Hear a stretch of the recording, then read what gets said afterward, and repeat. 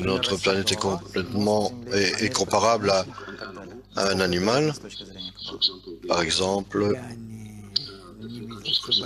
les différents continents correspondent aux différentes parties de l'être humain.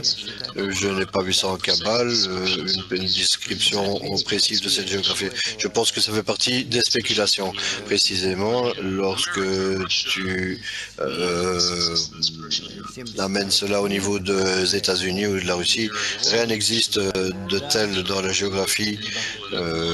Tous les gens du monde sont inclus dans un seul organe qu'on appelle Adam, qui existe dans une unification correcte. Et en cela, cela est divisé tu sais, dans le monde spirituel, il n'y a pas d'Amérique ou d'autres pays. Il n'y a pas de racines spirituelles de ces pays. Il y a Et récemment, il n'existe que récemment, avec différentes frontières. Tu ne devrais pas t'accrocher aux frontières géographiques. Mais si on parle de la Syrie et du Jourdain, la Syrie et le Jourdain, oui. Le Harry explique que qu'il y a des limites, des frontières spéciales spirituelles telles que la Jordanie, le Liban, alors ensuite Babylone. Et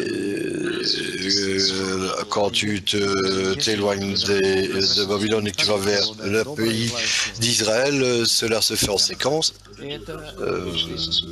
Est-ce qu'il y a des endroits géographiques où des mauvaises forces existent? Oui, cela existe et dans chaque place, à chaque endroit, il y a des endroits où les forces de la bonté influencent plus les gens. Cependant, je dois noter ici pour notre ami qu'il est plus important que si nous nous unissons, alors nous existons au-dessus de ces